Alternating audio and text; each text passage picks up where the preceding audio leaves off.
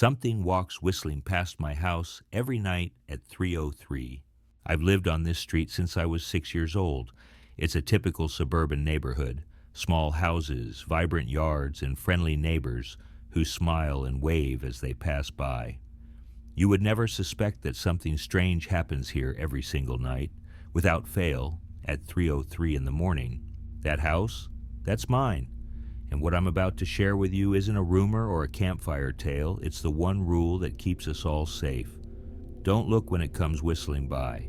Every night, no matter the season or weather, something walks down our street whistling softly. It starts exactly at 3:03 a.m., like clockwork, and continues until 3:05, maybe a minute or two more on rare occasions. But never later than that. It's a simple melody, almost cheerful.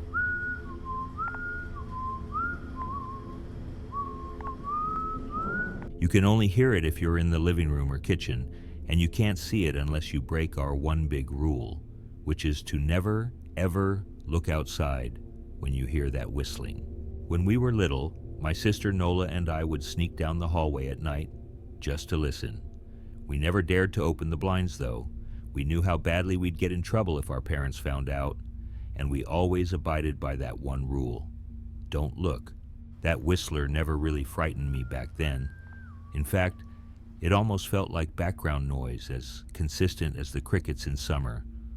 But our parents did everything in their power to make sure we never got curious enough to open the windows or peek outside. Here's the other peculiar thing about our street. Aside from that midnight melody, everyone here is incredibly lucky. I'm talking winning radio contests, receiving sudden promotions, or finding rare arrowheads in their backyard for no reason. The weather never gets too severe. Gardens grow better than anywhere I've seen. And in my own family's case, my sister Nola was born with a serious lung condition. But after we moved here, she started getting better, almost miraculously. The doctors never understood why. We call them our million little blessings, small miracles that make living here feel like a dream. And for a dream, maybe a little nightly whistling is a small price to pay, so long as you follow the rules. Whenever someone new moves in, the welcoming committee knocks on their door, all smiles. They bring casserole, a gift basket, and a manila folder. They talk about how pleasant the neighborhood is, and then, very gently, they warn about the whistler. How it arrives each night at 3:03, leaves by 3:05, and how it's not dangerous, unless you try to see it. Inside that folder are clippings, stories of people who broke the rule, who looked for the whistler. Their luck changed overnight. Accidents, bankruptcies, heartbreak, even death in some cases. Those who survived, they lived out the rest of their days hollow, as though some vital spark was snuffed out the moment they gazed upon whatever lurks outside our windows. My dad wasn't skeptical. He'd heard tales like this from his own mother.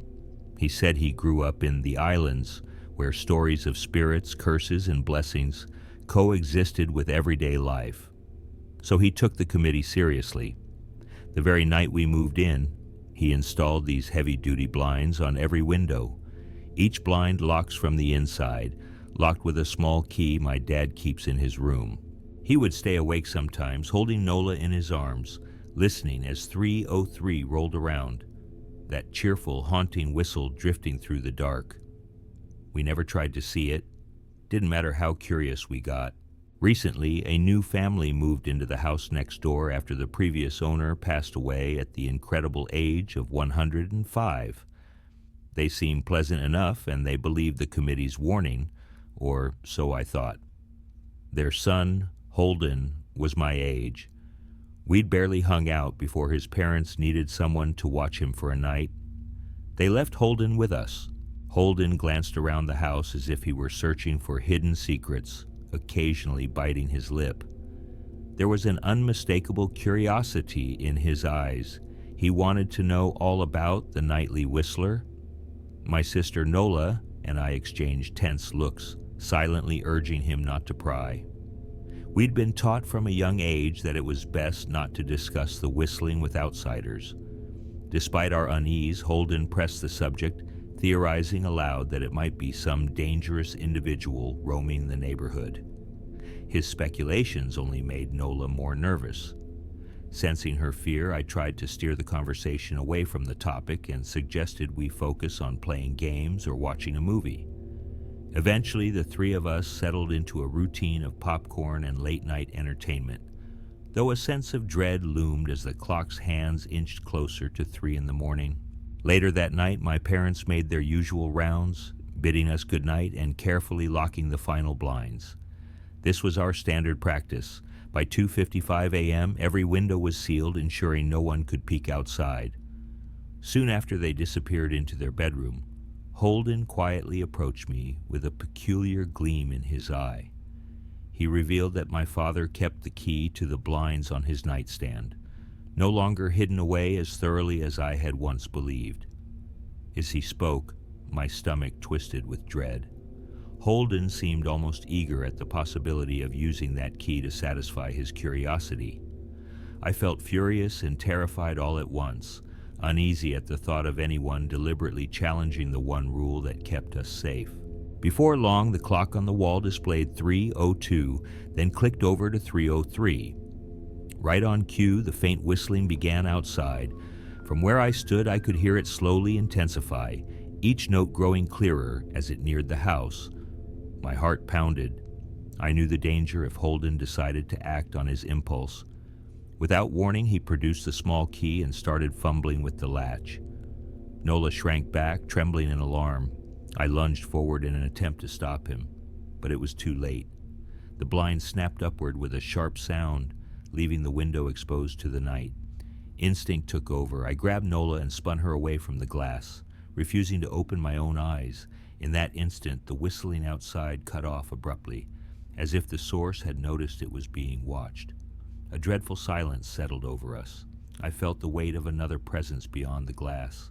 When I finally managed to glance up, I saw the terror etched on Holden's face. He had gone sheet white, eyes wide, trembling uncontrollably. A thin line of blood trickled down his chin where he'd bitten his lip too hard. He stared at the window in silent horror. Suddenly, he unleashed a piercing scream that shattered the tense stillness. Lights flickered on in the hallway, and my parents came rushing in, wielding baseball bats they kept for protection. The atmosphere bristled with their fearful questions. Someone had obviously looked, and they realized at once who it must have been. In the next moment, a loud knock pounded on the front door. The sound was so forceful it felt like it would rattle the hinges loose. Holden whimpered, clutching himself as though trying to disappear. The heavy knock crashed against the door again, making everyone flinch. My mother and father exchanged pale, panicked looks. Instinct told us that opening the door would be a grave mistake. The knocks became more insistent, and then, just as quickly, they halted. A distorted voice echoed outside, parroting words it must have overheard inside our walls. The repetition of that single phrase, "Call the police," sounded wrong, as though something inhuman were simply mimicking human speech. Suddenly, the pounding seemed to roam, striking the back door, then the windows, then the walls, as though the very house were under siege from all sides. The sensation was that of being encircled by a force that refused to relent. My sister and I cowered together while my father stood between us and whatever lurked outside. Holden, his voice choked by sobs, babbled tearful pleas for mercy, swearing he would never reveal what he'd seen. After a series of thunderous knocks, the cacophony stopped, replaced by a soft, incessant tapping on the very window he had opened. It continued on and on, tapping in a haunting rhythm, as if patiently waiting. We huddled together in the living room for what felt like an eternity. Not one of us dared so much as shift positions, fearing that any movement might provoke the entity outside. Sleep was impossible. Eventually, dawn light began to seep through the edges of the blinds, and around 7 a.m, the tapping stopped. Even so, my father waited until nearly 9 before he summoned the courage to raise a blind enough to peek outside. By then, everything beyond the windows appeared normal, as if the horror of the night before had never occurred. Later that same day, Holden's parents arrived to collect him, both looking shaken and drained. My parents followed them back to their house, and the four adults had a long conversation. Though I never found out precisely what was said, within a week a moving truck sat in their driveway. Holden and his family packed their belongings hurriedly. They appeared hollow and deeply unsettled, as though they had lost something essential. And in a way, they had. I recalled what our neighborhood's welcoming committee had once told us. Not everyone who sees the Whistler dies, but their luck evaporates and they lose the light inside them that makes life worth living. Judging by the haunted look on Holden's parents' faces, they too must have glimpsed something that night, enough to drive them away before sundown. Life in our neighborhood continued, unchanged in every outward sense. The miraculous good fortunes, the flourishing gardens, and the serene streets remained. So did the Whistler. My family never considered leaving because the blessings were simply too significant to give up. And yet the unspoken rule endured, as strong as ever. No guests were allowed to stay the night, and no one was to open a window at 3:03 a.m. Sometimes I still see my father each evening, double-checking every latch and lock with renewed vigilance. My sister, now older and healthy beyond the doctor's wildest expectations, stays far away from the windows after dark. We all know that whatever wanders past our home at 3:03 a.m. remains indifferent to us so long as we don't look. To this day, none of us has broken that rule again. Some things, we've learned, are meant to remain unseen, because the moment you lay eyes on them, you lose far more than you ever thought possible. And so, we live with it. Each night when that gentle melody drifts by, we brace ourselves behind locked shutters, trusting that our unspoken agreement holds.